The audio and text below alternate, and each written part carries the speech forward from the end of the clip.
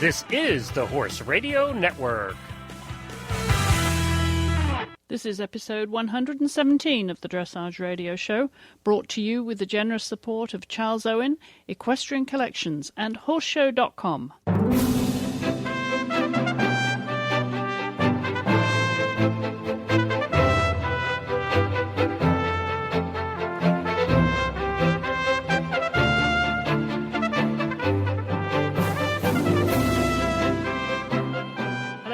Chris Stafford, and joining me on the show this week is my friend from down under, Brett Parbury, who's been a bit of a globetrotter. Hi, Brett. You're back home now.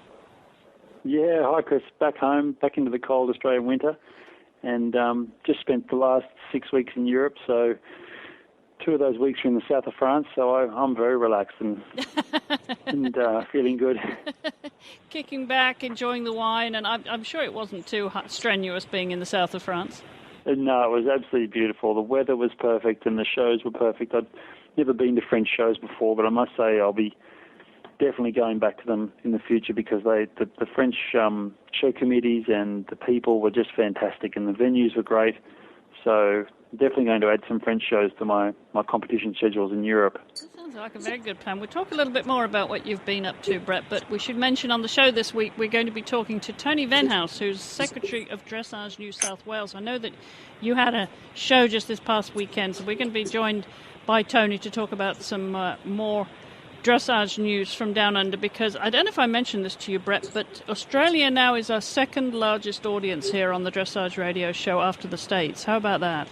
Oh, that's fantastic. I didn't know that. That's great. I mean, that shows the interest in the sport in Australia. It's, we might be on the other side of the world, but we have a very strong supporter base, and I can vouch for that. Riding in Kentucky, when you ride in there and you ride out and you saw all the wonderful people cheering you on, you look in the grandstands, I could say there's a great majority of those are Australians. So, they're prepared to travel, they're prepared to get behind us, so it's great to know that they're interested in listening to your show. Well, it is exciting. We're going to hear more about what's happening down there, which obviously is a growing sport in the equestrian world down there, and particularly in New South Wales, obviously, because you have the geographical challenges that we do here in the States. So we'll hear all more about that when we talk to Tony, who's been on the show before, actually, and whose husband is Franz Venhouse, who is an important man in his own right, too. But we'll hear more about that in just a second.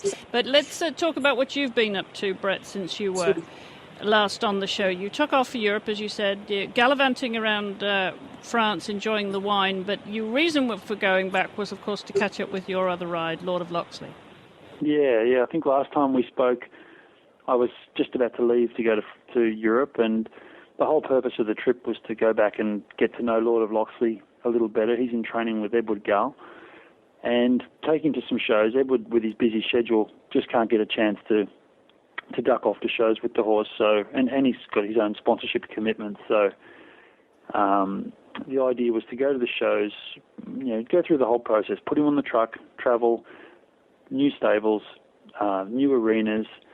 And the whole goal was to train the Grand Prix movements in training, but then compete small tour, so we could just go into an environment where there was no pressure to compete. And I must say, I couldn't be happier with him. He, all the Grand Prix stuff that we trained was solid.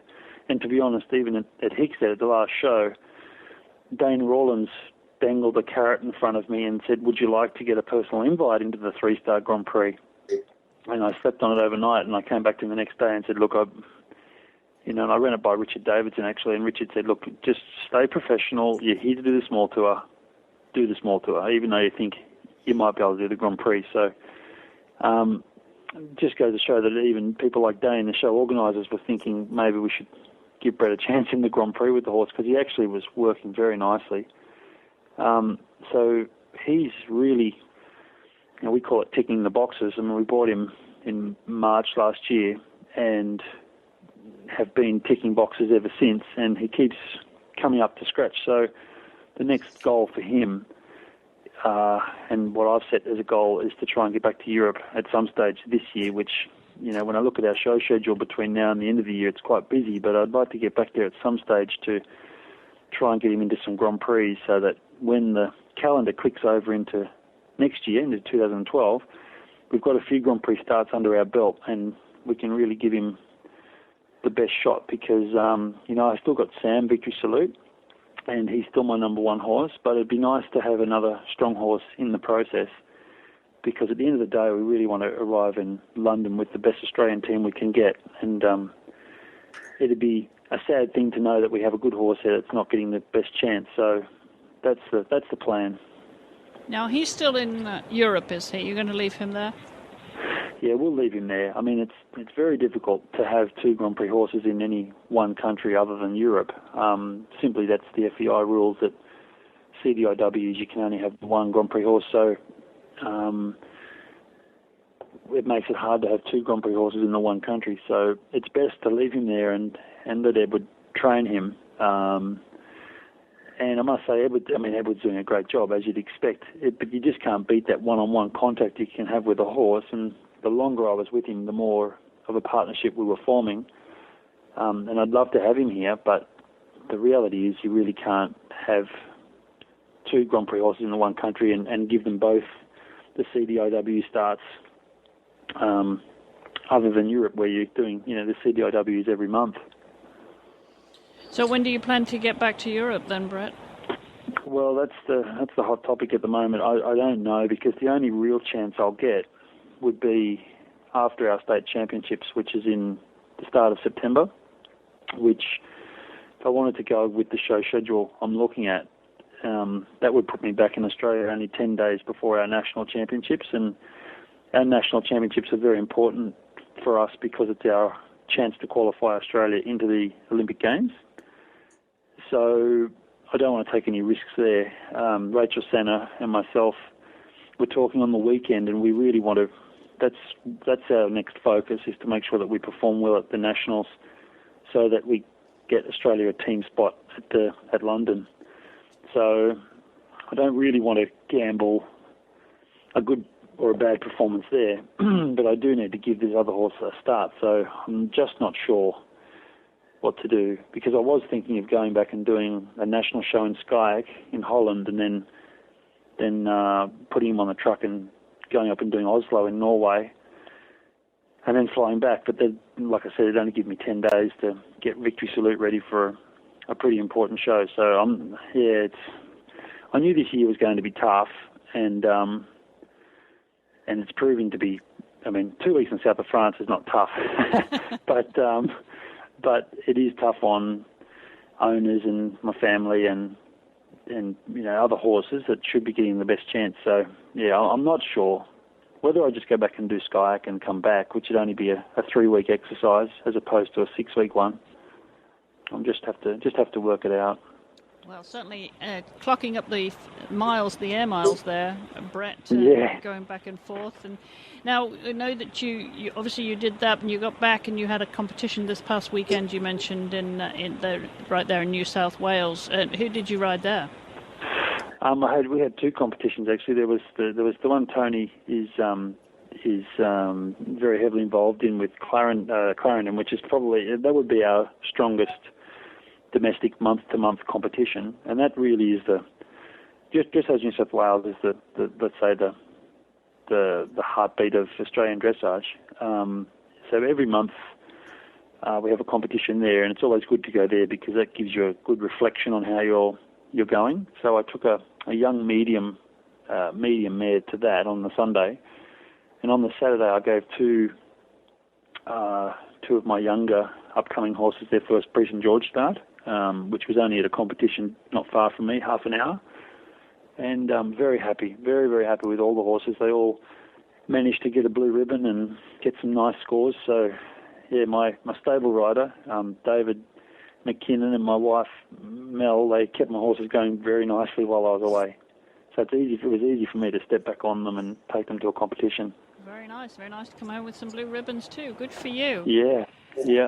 Well, I know while you were in Europe, you were able to watch a lot of the European contenders. Therefore, that is for the European Championships that takes place as we speak. They are in Holland, of course, in Rotterdam. Big competition and some hot competition. Very, very exciting. It's just getting tougher and tougher to be in that elite group now. We're going to talk a little bit about that later on in the show, Brett, because I know you had some perspective while you were there of how those horses were faring and what their prospects are this weekend. So we'll come to that a little bit later on. But we do have one item of news, Brett, that we need to share with you that broke earlier this week, and that is a tragedy in Holland and the loss of Dutch dressage rider Danielle Katzman-Kunders, who sadly lost her life, 35 years old, and she was riding at home and fell off one of her horses and died instantly. She was with the Tineke Bartels Academy for a long time there, and she left behind 3 children. She was married to Gert Jan Katzman. A tragedy, Brett. I mean, it really has affected the community over there just at the start of the European Championships, and I know Ed Gaal was tweeting about it, how his... And of course, Adeline Cornelis and all the Dutch riders and Anki as well. They're really struck by this loss. Oh, it's terrible, absolutely terrible. Just reminds us the dangers of riding, and absolutely terrible. And it's a horrible thing. Tineke Bartels and her team are very strong and very heavily involved with Rotterdam, with the show itself. And I know they've been heavily involved with bringing the European Championships to Rotterdam. So what a terrible way to start their week, which would be a very special week for them. So it's horrible news. Absolutely. Well, our condolences to the whole family and to the Dutch dressage community there, and obviously not a very cheerful start for the start of the European Championships we're going to be talking about here later on in the show. But before we do that, we're going to hear from Tony Venhaus shortly. But I want to first of all remind you of one of our contributing sponsors here on the Dressage Radio Show, and that is Charles Owen. They have not just helmets that they're famous for, but they also produce gloves, and one of those is the Ruckle Chester lightweight close-fitting glove. It's made from Vestas synthetic leather, and they provide a sensitive feel on the reins coupled with an excellent grip. And the Ruckle New Ascot glove is another stylish synthetic glove that comes with rein reinforcements and an elasticated wristband, plus a hook and loop fastening tab for adjustability. The back of the glove is breathable, which prevents the build-up of sweat. It's practical and hard-wearing, making it ideal for everyday use. And you can find out more about these gloves and all of the Charles Owen products, including their extensive range of helmets, on their website at charlesowen.co.uk. And we want to thank them for supporting the show. We wouldn't be here without the support of our sponsors. Well, Brett, I think you could introduce our guest this week, Tony Venhaus, who was almost a neighbour of yours, isn't she?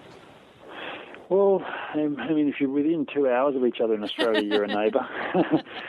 But, Tony and Franz Venhaus, I mean, often referred to as Mr. and Mrs. Dressage Australia, because they really do put their whole life into the sport, and without them we wouldn't have a sport. Tony is a tireless worker and never stops and has been relentless in bringing up the standard of our shows. And, so it's great to be on the same line as her. Absolutely. Welcome, Tony. Well, I should say welcome back. You've been with us before here, and you're an avid supporter of the show, aren't you, too? Yes, I listen to it most weeks. I try and download on my phone and listen to them when I go on walks. So I always enjoy them. Well, good. Thank you, and welcome back. How are things with you in New South Wales? And you remind us exactly where you are. As Brett says, 2 hours between friends is really nothing in Australia. Where exactly are you in relation to where Brett lives? Probably about 2 hours on the freeway, but we're in Sydney, of course, and in northwest Sydney, so we're in a pretty good location. It's fairly central in so much as it's very quick for me to get out to Clarendon, where we have our monthly events, and also to the Equestrian Centre where we run the big events. It's probably about 20 minutes on the M7, so it's quite a good location, but we're not exactly neighbours, but as Brett said, it's not that far away. It's not that far. It's all relative, isn't it? Okay, so now, as he said in his introduction to you, you do so many things, and you are a driving force behind dressage in New South Wales. Tell us about the competitions you've just had and how often you have those, Tony. Well, Dressage New South Wales has its home grounds out at Clarendon, which is located northwest of Sydney, sort of in the foothills of the Blue Mountains near Richmond and Windsor. And we run basically every month, not always each month, because some months we've got other big events that we need to take care of, and our focus sometimes is on those. But generally speaking, we run a 2 or a 3 day competition once a month at Clarendon. We run all levels from novice through to Grand Prix, and as Brett indicated earlier, all of the top riders, or most of the top riders, use that as a benchmark to try and assess how they're going and how their training's progressing, and to sort of see how they're doing with the top of the field, because we do attract all of the top riders like Brett, Rachel Sanna and several others, and if riders are going to progress to state or national championships, they need to see actually where they may be scoring really well in the smaller shows and out in the regional areas, but they need to come together with some of the more experienced riders and just see how they're doing. So we've just upgraded one of our arenas, and we're just in the process of doing our other 2 competition arenas. So it provides a really good opportunity for riders at a local level, but the standard is a little bit higher than your regular competition. Well, you talk about the standard. You're growing the sport so much, and I know you keep an eye on things in Europe. You've just been to Europe, but was that for a vacation, Tony, when you went to Europe, or do you go to some shows as well and see what they're doing on the other side of the world? Well, it was a holiday. We went to Germany, and also we had 2 weeks in the south of France. But because we were there during Aachen, we also went to Aachen and spent 4 days or 5 days at Aachen. So we were able to take the opportunity to do that show. But that was the only horsey thing that we did while we were away. The rest of it was purely holiday. Well, very nice. A bit like Brett, really. You know, he was off to the south of France on vacation, weren't you, Brett? Yeah. It seemed like a vacation, one horse. It was great. Well, you two know better than anybody what's happening with the growth of dressage down there and why it has become so popular. Brett, from a rider's perspective, why do you think there's this growing interest? Is it like any other sport that it's a bit like cricket? If you're winning at cricket, more kids play cricket. Is it that same kind of culture with dressage? Does it raise its profile within equestrian sport generally because you've had your successes at international level? I don't know, actually. I don't think it's international success. I think it's just the strong domestic competition scene that we have, and the fact that the sport is growing. People can see the sport is growing and it's going somewhere, it's going places. If people are interested in training horses, whether they're training for reining or anything really, dressage appeals to them, and when we go to shows like Equitana and those bigger shows that have a number of the sports under the one roof, you often see that the dressage is the biggest attraction, and you see a lot of the cowboy hats and the different people watching the dressage masterclasses simply because deep down a lot of people are interested in dressage, and I think for a long time, Australia is a funny place. We've got a bit of a macho culture, I suppose, and a lot of people didn't see dressage as a macho sport. But in saying that, those walls are being broken down, and I think people are seeing it now for what it is, which is a wonderful way to train your horse, and you just develop a relationship with your horse and learn more about training horses. And I thought I was a good horse trainer until I started doing dressage, and I realised I knew nothing, and still know nothing, to be honest. And you're just learning more all the time, and you don't realise how much there is involved in training a horse. Yeah, so I think it's just getting bigger and bigger, and I've seen it grow in the last 10 or 12 years that I've been involved. I've seen the sport grow considerably here, and it will continue to grow. Well, Tony, I want to bring you back in now because you're obviously right in the middle of things and got your finger on the pulse of the state of the sport there. Why do you think it's becoming so popular, in that you are filling these classes, and as Brett said, there's an enthusiasm, a support for it, which has grown over more than a decade now? I can't really pinpoint why it's become so popular, but I think it probably has always been really popular because dressage, forms the basis for all of the Olympic disciplines, and we're finding that we're getting people that compete in eventing and even show jumping that are starting to do a little more, or take their dressage a little more seriously. So a lot of those people are actually competing at the local events, and I think that the fact that we're starting to build up a few stars in the sport, a few people are getting a little bit of recognition, perhaps not as much as in other sports like football, but there is a little bit of a change sort of happening where there are some stars out there like Brett, and I think that's had an encouraging sort of effect on the younger people. The schools program perhaps is also influential. Equestrian Australia has started an inter-schools program, I don't know how many years ago, several years ago, and that perhaps is encouraging more people to continue on when they leave school. Instead of forgetting about horses, they're sort of continuing on and starting to take lessons. More and more people are starting to take lessons, which is really good.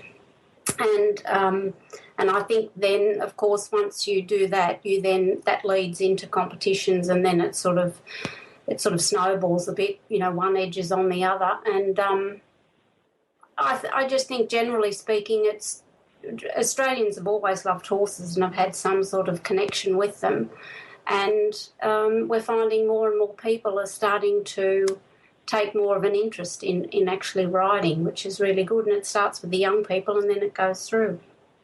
Well, Brett, you mentioned the national championships, which are an Olympic qualifier for 2012 London Olympic Games. So when and where will they be held? So they're at the end of October, the last weekend, I think 28th to the 31st or somewhere around there. I'm not good on dates. And they're at SIAC at our Olympic, the legacy that was left behind by the Olympic Games, which is our number one venue in Australia for dressage. And I'm not exactly sure how the format is going, but I know there's some New Zealand riders coming over, Tony, is that right? Yes, they've got 6, or they've indicated that they're going to be sending 6 Grand Prix horses. Obviously, they won't all be in the team, but that's 6 horses to compete in the CDIW, which is part of the regional team qualifier. Yeah, so then the New Zealanders will come over, and then the Japanese, I think, will do their leg of the qualifier in Ermelo in Holland, together with, if our selectors choose any Australian combinations that are based in Europe, they'll also do the leg of it the week after our championships in Holland, which will be quite difficult because that'll be November in Holland, outdoors. It's not the most pleasurable way to compete, so we're quite lucky that we'll be doing ours in nice conditions and nice weather. Yeah, perfect time of the year for you guys. Well, getting some nice temperatures there as they get colder. Now, you've got so many riders based in Europe now. Just run through those Australian riders that have made it to Europe and have based themselves there, obviously with the idea of getting onto the team eventually. Well, unfortunately, we had an accident with Hayley Beresford and her horse passing away a lump ago, so that removes Hayley from... I think she has another horse, but I'm not exactly sure. But Hayley Beresford is based there. Linda Lotley, who was a team member in Kentucky and has another strong chance of making the team for London, she's based there. And Mary Hannah is now in England, based with Kira Kirkland and Richard White, and she has 2 horses, so she also is a strong contender. and that's it. I can't think of any others. Now, Tony, I want to ask you about the competitions. As you said, you have so many competitions already on your schedule. What's coming up next for you in the next few weeks here? Well, the next 6 months really are really busy because we've got our state championships in September, and Queensland also have their state championships, I think, early October. We then, at the end of October, we've got the national championships, which combines the regional qualifier and a CDIW. Then in 2 weeks after that, we have Equitana in Sydney, which it's the first time that it's been held in Sydney. So that's something really interesting for the people of Sydney. It's normally held in Melbourne every 2 years, and that includes a CDIW as well. And then in December, we've got the Victorian Championships and the Pacific League World Cup Final. So it's at that time of the year where all the championship events start to take importance, and thrown in, we've also got pony championships and that sort of thing happening. So there's a lot to organise in the next 4 to 5 months, and a lot for the riders to cope with too, because they're going from one to the other if they're travelling to all of these different events. So I'm guessing that Dressage New South Wales then organises these events, and you have a team of volunteers. Are you a non-profit? Are you a charity organisation, Tony? We're not for profit. We're actually a discipline council of Equestrian New South Wales, so we come under their umbrella, and we run the sport of dressage in the state of New South Wales.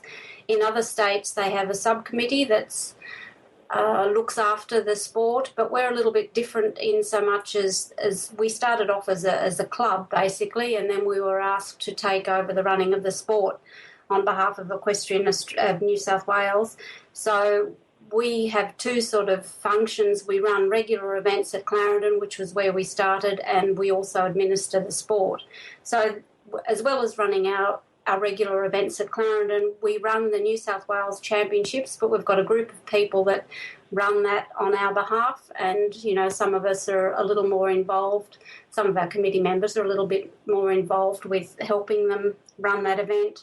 We run the National Championships currently, and, of course, there are other events that we run, the New South Wales State Pony Championships, and, again, we've got a different group of people. There's always the same people, key members, I guess, that have to be involved in one way or another with anything that comes under our umbrella. But we do have different groups that sort of focus on those events, but in the end, we're the group that are responsible for it. But we are not for profit. Any money that we do make, we put back into our facilities, or we try and put back into the sport by helping riders, funding riders when they go away. And, we're just going to spend about another $120,000 on our arenas at Clarendon. And we've been able to do that through, funds that we've raised over the years. So, yes, it all goes back into the sport.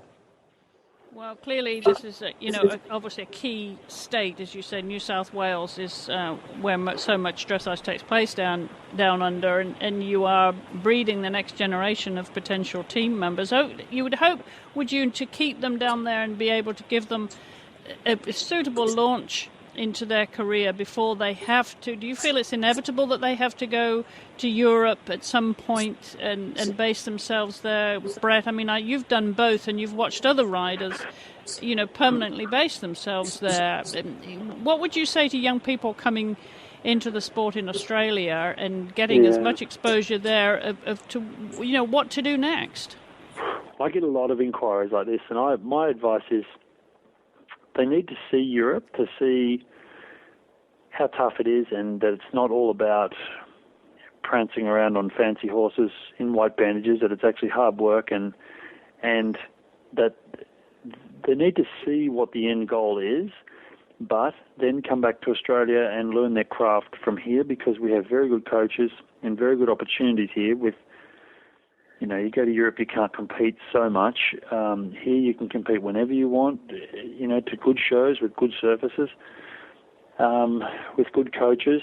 I think the best way is to have a little glimpse at Europe, come back and work, go back to Europe, come back on short stints. But then there's nothing beats going to Europe as a client, because you get much better service and you get looked after much better. And when I say that, that's either going back with a horse as part of a team, or if people are in the financial position enough to be able to go back there on a training trip.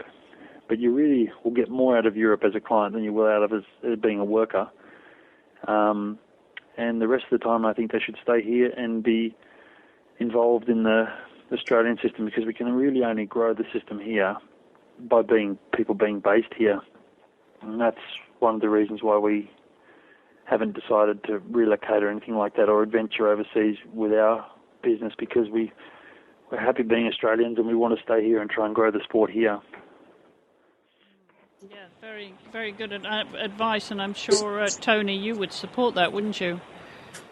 I think in the end, for at an international level, I think the competitors, the riders, they all need to get to Europe to compete against people at that top end of the sport, because obviously there's a lot more there and there's a lot more that they can learn. And we've seen from all of our top riders that have ventured over there, they really do improve when they're put up against competing against those top riders. It brings out the best in all of them. We've seen it with Brett, all of the others. So I think it's inevitable. We're a small country. We're far away from the heart of dressage, and we need to be there if we're going to improve.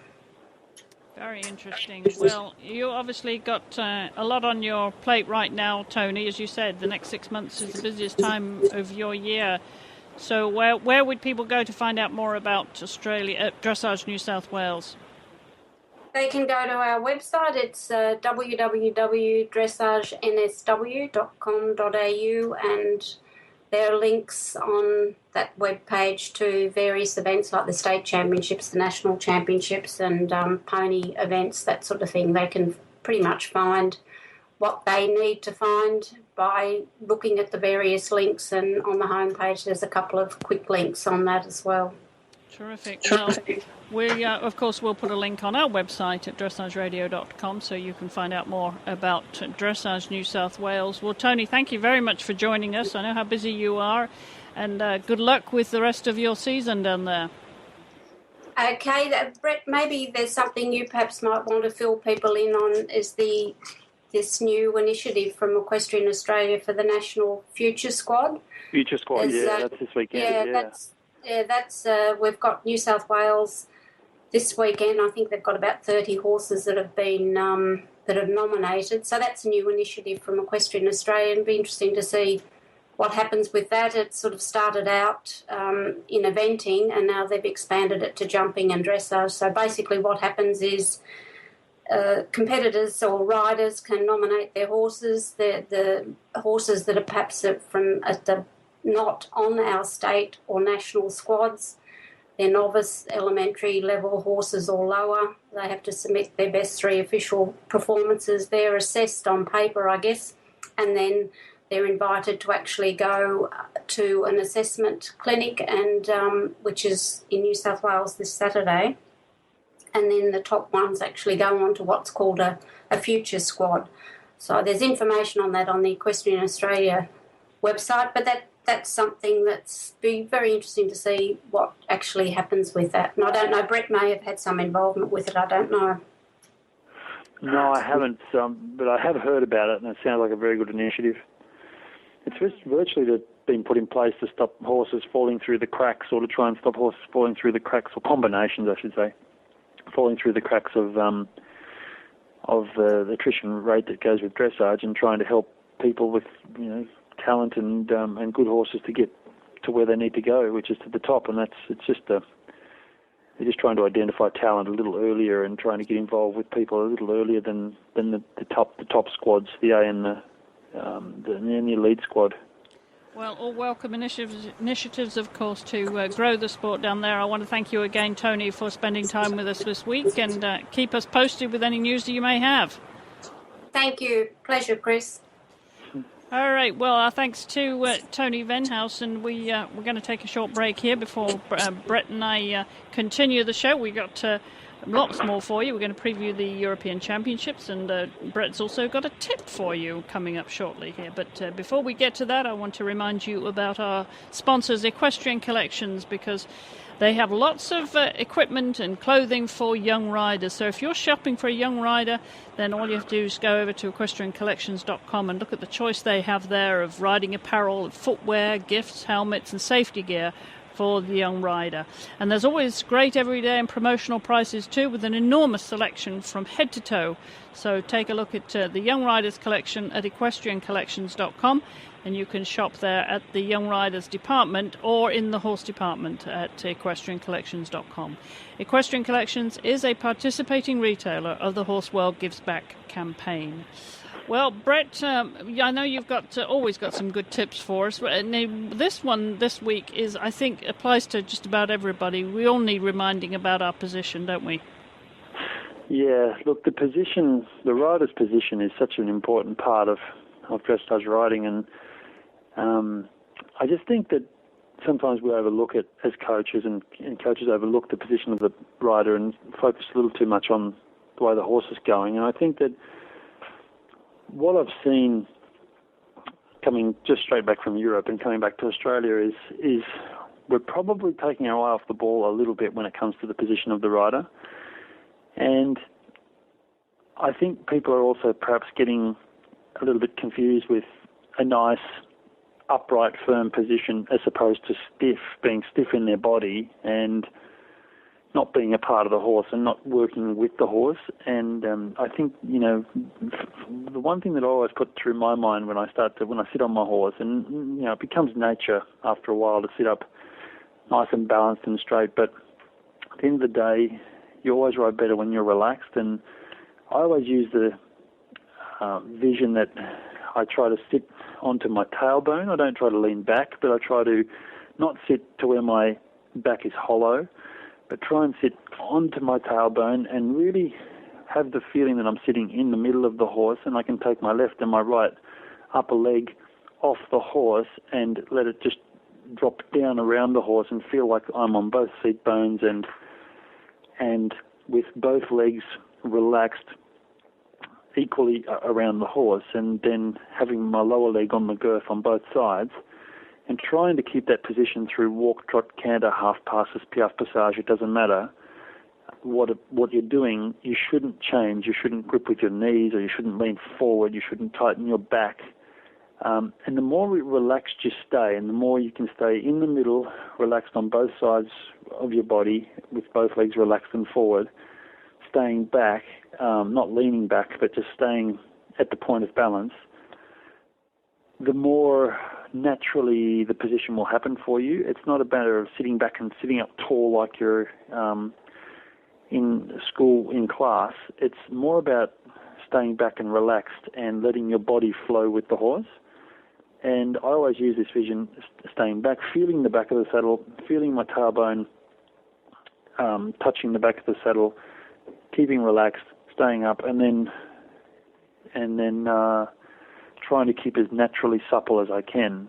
And I think that's about as good as I can explain it over the radio without actually showing you. But yeah, that's the sort of way I keep. That's the vision I have. And as soon as I feel tension creep into my body, whether I'm trying to do something on a young horse or whatever, I try to immediately identify it and in the next second try to relax that part of my body again, that I'm not riding off strength or tension. Yeah. Yeah, it's a balance, isn't it? That any one part of you, the tension can creep in, and you have to be very cognizant of it and constantly think about what's going on with your core muscles, don't you? Yeah. Go ahead. I was just going to say, as soon as tension creeps in, you get positional faults, crookedness. You then interfere the way the horse moves naturally. I mean, this sport is not about creating it from strength. It's about creating it from reactions and suppleness and balance. and we should ride that way. And if we're relying on strength to create something, we're not doing it properly. And the way the sport's constructed, it usually will show up in Grand Prix. If you've produced amazing movement and in a forced way, by the time you get to Grand Prix, it will come back to bite you. It has to be through the lower levels, true to the basics, which is supple, reactive off your leg, reactive off your rein aids or your seat aids or whatever you're using. You have to create a reaction rather than a forced, strength-related aid. And usually it's when we use strength or we get tense in our body or we have resistance in our body is when we have a bad position. So the more we can stay back and stay relaxed and keep our lower leg underneath us, I always try to get people to think about keeping reference to the ground. So, even though you're sitting on a horse, it doesn't allow us to lean forward or lean back beyond the balance that we would normally stand on our own 2 feet on the ground. And I always say to people, just keep a reference to the ground and how your body is positioned to the ground, and that will give you a good feeling of balance on your horse. And, so I just think if people can just try and remove the tension from their body, and if they feel like they're relying on strength, and for sure, part of this, you will have to be momentarily strong in a part to try and teach your horse to do something. But there's a difference between being momentarily strong and always strong. And that's the difference. That's where the horses show it up. We all have to use a moment of strength somewhere in the system to get the horse to understand it or to go through something. But then it should be back to relaxed again as a reward to the horse. And not forgetting, of course, the breathing. Yeah, that's right. And just stay natural. Just stay back and stay natural. It's so basic, but it's hard to do. To say stay back, stay on your seat bones and stay in the middle of the horse, equal both sides, relaxed. Sounds quite easy, but it's hard to do. over the centre of balance, and always being over the centre of balance, and remember that breathing, because if your breathing is off, then you're off everywhere. It affects the diaphragm, it affects your core muscles, and so often you hear of riders coming out of the arena, if jumping or dressage, and breathing, taking a deep breath, and they literally forgot to breathe while they were doing so. They were the whole way. Yeah, exactly. All right, well, good advice, Brett. Thank you very much for that. Well, I do want to remind you about one of our other sponsors here on the show that makes the Dressage Radio Show possible, and that is horseshow.com. You can now compete online, just like you were at a regular horse show. You can get judged by the top judges and get the judges' comments. Just upload your home video and enter a class online at horseshow.com. It's a simple and economic way for you to compete with your horse from home. It's also a great way to prepare for your next show, or you can track your progress during the off-season too. Horseshow.com features real horse shows for multiple breeds and disciplines. It's judged by nationally accredited judges, and it's dead easy, and it's open anytime online. So go upload, enter to win at any time at horseshow.com. Well, Brett, we've got a wow moment now. I don't know while you've been gone if you've heard about these wow moments that we have on the Dressage Radio Show, but we've got one coming up. It's my acronym for for words of wisdom, and they're clips I take from old books, just to remind us of some of the great horsemen and women in the past and some of their words of wisdom. So here's one for this week. That there is no exercise to be compared with horseback riding is conceded by all well-read physicians, as well as by all ladies and gentlemen who have given it a test. One has only to look at a person returning from a ride on the saddle to see at once the beneficial result. The tinge on the cheek and ruddy glow on the whole face and neck is a positive assurance of the fact. It will prove a sure cure for dyspepsia in its worst form, if one will but persevere in the delightful recreation. But someone will say, "Oh, I cannot ride horseback. It is too violent an exercise." And why? Simply because the attempt is made without any knowledge of the art, if it may be so called. The fundamental principle of the art of learning to ride is to learn one thing at a time, and learn to do that well, before attempting to do anything else. This extract is taken from Magna's Classic Encyclopedia of the Horse, published in 1887 by D. Magna. Well, Brett, before we go, we're going to talk about the European Championships, don't forget. I didn't want you to, I know you've got a day ahead of you now. You're thinking about what horses you should be riding, probably, because it's morning for you. But let me take you back to Europe before we end the show this week and give us a sense of what you saw over there preparing for the European Championships this week. Yeah, so the European Championships this week, they've all arrived in Rotterdam. I'm looking at photos now on Euro Dressage showing that the Rotterdam arena looks outstanding. It's this competition will be very much a good indication on what's going to happen next year in London.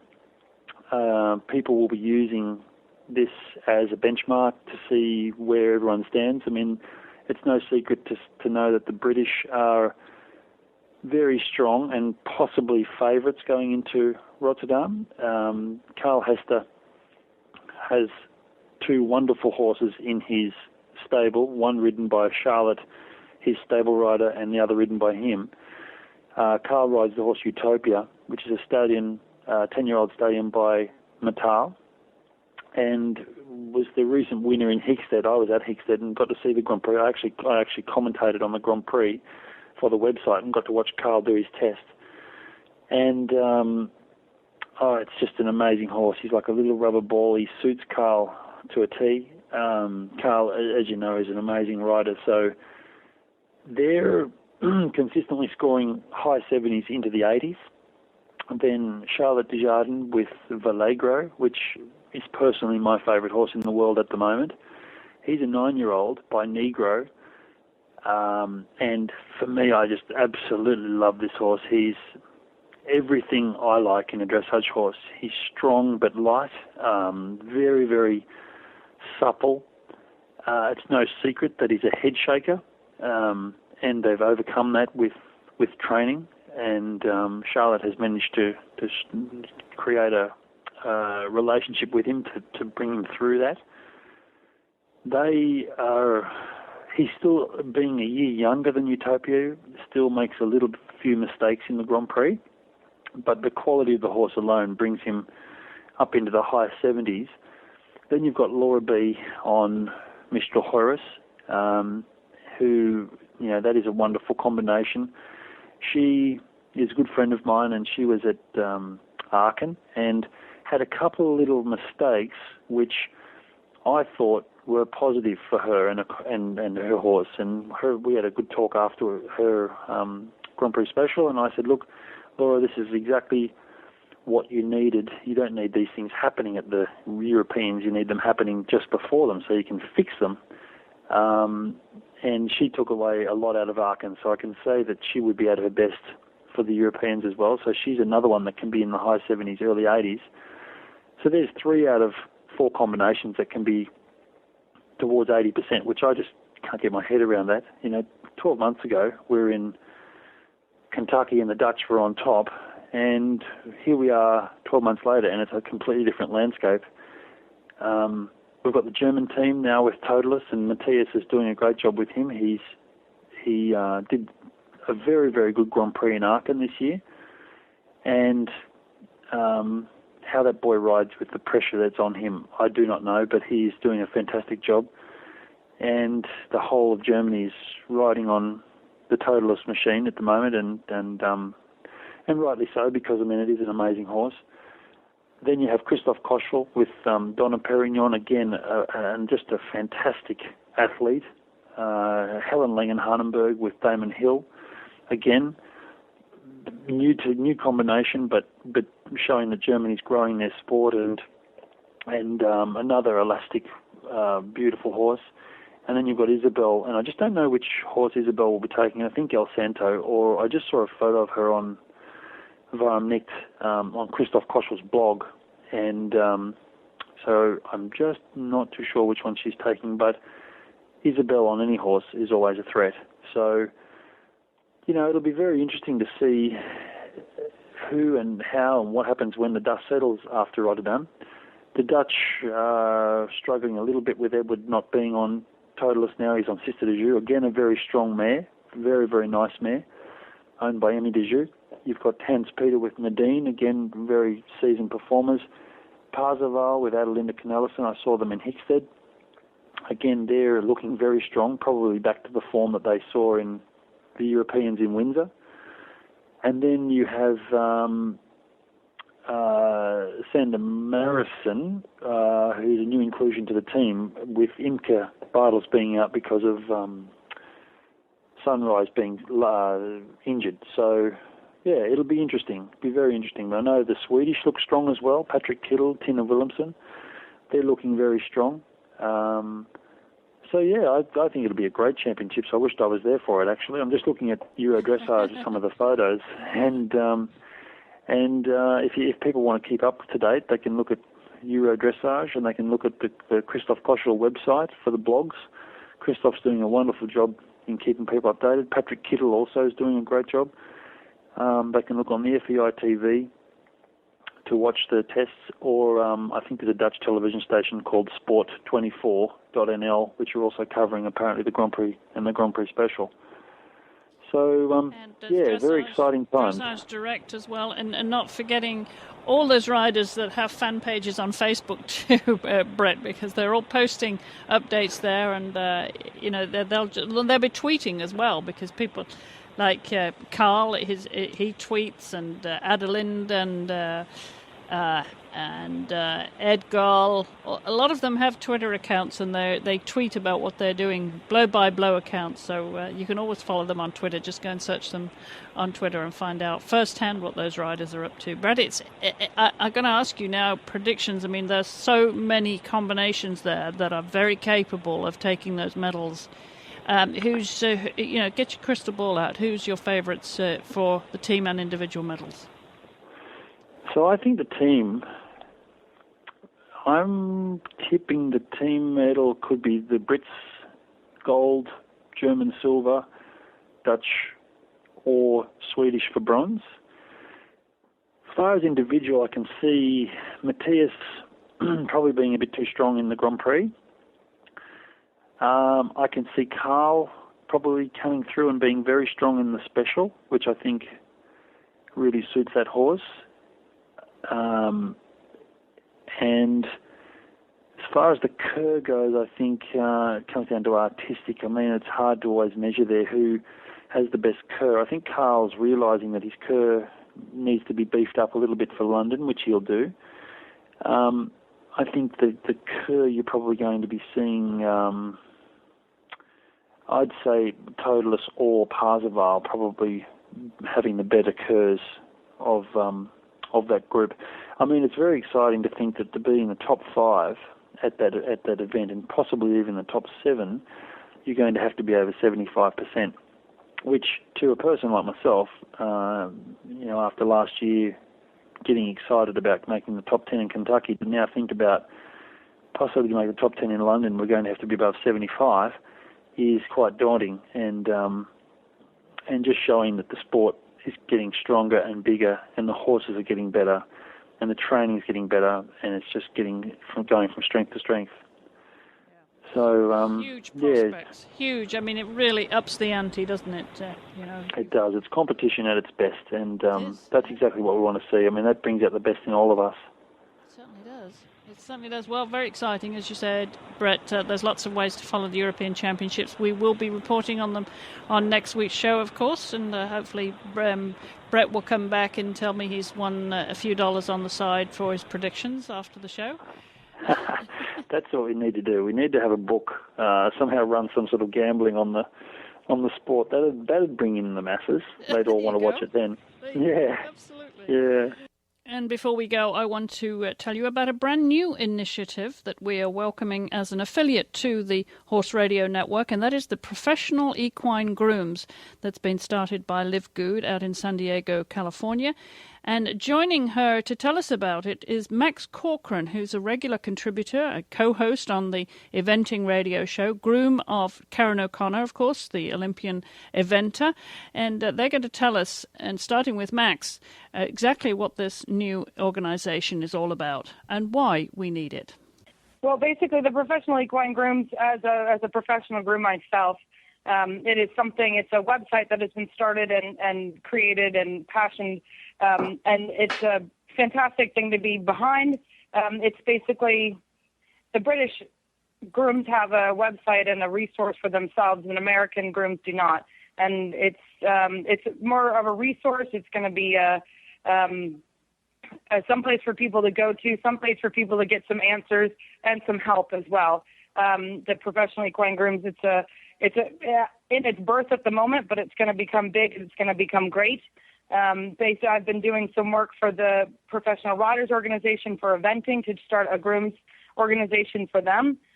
So this is a very, very exciting time for grooms and for us little people that get stuck behind the scenes sometimes. That's right. You're always backstage. Well, we're going to bring you out behind the curtain, Max, in a big way here on the show this weekend. You are going to be on all three of the shows, as I said. And we're going to welcome now to the show the woman behind the Professional Grooms Association, who has started that website, Liv Good in San Diego, California. Welcome to the show. Good morning, Chris and Max. I hope you guys are doing well. We are. Max has, of course, Max is in the trenches, and I keep my head above water. But together we survive. You know, we. Oh, good. Well, welcome to the show, Liv, and welcome to the Horse Radio Network to be not only an affiliate but one of our media partners. It's great to have you on board, and also welcome to the world of web development, because you're the woman behind the Professional Equine Grooms website. So you're a webmaster, you're a founder, you're a former groom, and you have the support of Max Corcoran. What more do you want? Really, nothing. I don't want anything more except for maybe, I think, 3 or 4 hours every day and an extra set of hands. Then I'm good. Well, yeah. I think we all wish for that too. Yeah, I know, right? I think anybody in the horse industry wishes for that, whether you're a groom or not. If you're around horses, you want extra hours and extra hands, that's for sure. Well, as Max said, you know, so often the grooms are backstage, and you are obviously on a mission here to bring them front and center, to raise their profile. And you came up with this website, which is a marvelous vehicle, of course. Nowadays, we have so many more communication and tools available to us. Tell us what drove that passion to be making this initiative for the grooms, Liv. Tell us what's behind it. Well, several years ago, and I'll background this little story with the fact that I do have a wonderful husband, and I am on his health insurance. But several years ago, I was injured quite badly in an accident that was completely unrelated to horses, and I was unable to work. And it occurred to me that, you know, what if you're a groom and you don't have health insurance and you're injured either on the job or away from the job, as I was? What resource do you have to fall back on? You have nothing. You have no, association. You have no group health plan with other grooms across the country. You're stuck. And I really wanted to change that. And that starts with creating a place that grooms can go to for resources. Now, I'm not saying necessarily that this is going to be the end all and be all, and what you need from your employer you can find here, but I wanted to create something that at least puts you in the right direction if you needed help with this or if you needed help with that, as long as it's related to your profession as a groom. And in the meantime, one of the biggest obstacles that I found in talking with grooms all over the country was that, they're really, I think, on some level taken for granted, and they are so far behind the scenes, but they're so critical to getting a horse in the show ring or helping clients and helping trainers exercise and take care of these horses that I think they need a little bit more recognition. Well, Max, you can speak to this, of course. I mean, what are the benefits for grooms out there? That do employers know what their obligations are to grooms? You've witnessed this firsthand. I have, I'm really, really lucky that I work for people that really appreciate everybody that goes into the team. I mean, that's why they're called the O'Connor Vet Team, because the farrier is as important as our vet, as important as the grooms, as important as the farm managers that mow the gallop, as everybody is an integral part of success in their eyes. Mm-hmm. And so for me, I've been very, very lucky to be able to be a part of that. But you see a lot of other places where people, not necessarily, a lot of the other grooms, sometimes they don't realize that you're supposed to, not be being paid in cash. And then with that being paid in cash, then they have to go and pay taxes, and they don't really quite understand that. And, because your employer doesn't want to have workman's compensation and yada, yada, yada, and it goes on and on. So if you are hurt on the job, like you said, I mean, that's your livelihood. You can't work, and then you can't eat. So there's definitely, I wouldn't say it's not necessarily exploitation. There is a lot of that too. And then there's also, I think, some employers that don't necessarily know how they're supposed to go about it as well. But I definitely think there is some people that don't necessarily have the knowledge. They don't know what to ask for, per se. I mean, there's a lot of states where it's mandatory for a full-time employee to be getting the health insurance from their company. And so whether that company is, an investment company or the company is a stable, it's still a company. And so it's just sort of good to know those details of what you are not necessarily entitled to, and that type of thing, but, what you should be asking for. Well, Liv, you talked about this being a place for resources for grooms. What other resources do you plan on including on the website? Well, certainly there's going to be resources with, how to do your job. Basically, and, I'm a huge proponent of taking temperatures and knowing first aid, because as a groom, you have to have the knowledge to know when something's not right with your horse, and you need to know what the normal temperature and the resting heart rate and things like that are, so that you can address medical issues and take care of basic first aid needs, before a vet gets there. But some of those resources on the internet are incorrect. They're not consistent. So I want to have a lot of knowledge-based information, so that if a groom is wondering, gosh, what are the 4 quadrants that I need to listen to see if I've got gut sounds on this horse who's acting a little funny? I want to give them a place where they can go and get that. I'd also like to give grooms a place to go look for jobs, and to have trainers actively involved in posting job listings on my website, and have this place be kind of the central place to go to find jobs and to find grooms to fill those jobs. So resources like that.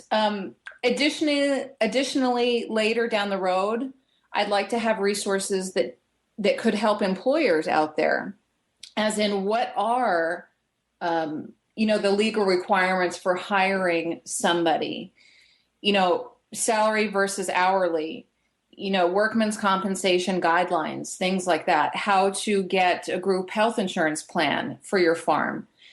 The laws vary quite differently if you have an organization there's over 50 employees or under 50 employees. So I would venture to say that most barns and stables have fewer than 50 employees. So the guidelines really, really vary, but I'd like to have resources available, where somebody could come and do some research about that. There's also tons and tons of information about what substances test and what substances do not, but it depends on, of course, are you going FEI, or are you going USHJA or things like that? So those resources should also be on the website, so that grooms can educate themselves about what sort of supplements they're feeding, and how far out from a show do they maybe need to talk to their vet about tapering dosages of something. So things like that really are day-to-day, knowledge that grooms need to know. Well, Max, for someone's in the trenches, what do you feel this website can do for you? I think a lot of it will be, a lot of it is some networking. A lot of times, we travel, maybe there's a groom in a different area that can help us with X, Y, and Z. I think it will definitely help answer some questions if you have questions that need to be answered. Like Liv said, just trying to figure out, does anybody know about, the withdrawal time for this? Has anybody tried this supplement on that horse? I think that's a fantastic, it's a great opportunity for everybody to learn. I mean, I think that's one of the coolest things about our job is that we continuously get to learn more and more things. There's new technology, there's new supplements. Some things are good, some things are bad, and it's actually kind of fun to be able to continue learning and knowing and stuff like that. So between that and then, just trying to be able to help people, trying to find jobs and to that type of thing, I think it's going to be just a great resource for a lot of people that maybe want to learn how to get into the industry. Maybe they don't want to ride, but they love horses. What can they do? What kind of jobs are out there for them? And it's a huge opportunity for so many people. Well, certainly lots of opportunities there for resources, as you say, from sound education, as you put it, Liv, there, to giving, good information, sound information, education from all aspects, from grooming, from young people coming into the profession, no matter which way they want to go. And also to, if you're looking for a new opportunity, changing within the profession, and all the other important aspects that maybe are not often addressed or maybe neglected in the workplace too. They'll be able to go to proequinegrooms.com. I want to welcome you, as I said again, Liv, to being to Horse Radio Network, to being a new affiliate and a media partner. And Max, I believe you're going to be joining Liv for regular segments on the eventing radio show as part of the Pro Equine Grooms group. Yep, that's going to be a lot of fun. Yeah, I'm really, really looking forward to it. And there's, of course, opportunities for, for more learning then and, crossing the disciplines, because I'm such a hunter jumper and dressage girl that, getting insight into other disciplines is certainly another resource that this website could offer. Well, hopefully we'll be able to get our arms around all of that, guys. I want to thank you both for joining us this week, and we look forward to working with you in the future with the Pro Equine Grooms, and the very best of luck with it, Liv. Thank you so much, Chris. I appreciate your time. Well, Brett, great to have you with me this week. What's in store for you over the next few weeks? More competitions, obviously. Are you travelling to any clinics?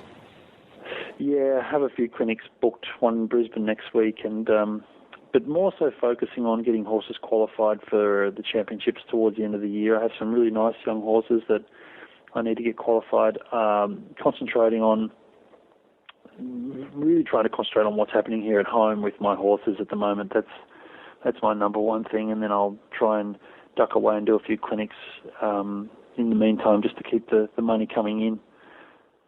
But otherwise, and then trying to perhaps look at another trip to Europe, very quick trip to Europe to try and get this horse through a Grand Prix somewhere. Yes, well, good luck on all your travels, Brett, and thank you again for keeping me company this week. We'll circle back around and catch up with you in a few weeks' time. My pleasure, Chris. It's always a pleasure to be on the show. Terrific. Well, thanks again to Brett, to all our guests this week, Tony Venhouse, of course, as well, for joining us from New South Wales. Don't forget you can check out all our links on our website at dressageradio.com. And don't forget also, I'm still looking for young reporters. If you're under 20 years of age and want to report on your show, wherever you are in the world, just send me an email, chris@horseradionetwork.com. And don't forget to follow us on Twitter too, along with all the other riders. You can follow us at Horse Radio, and you can also follow Chris E. Stafford. And any comments, questions, or suggestions, send those over to me, chris@horseradionetwork.com. Well, that wraps it up for this week. And again, thanks to everybody for joining us around the world. I will be back same time, same place next week. So until then, thank you for listening.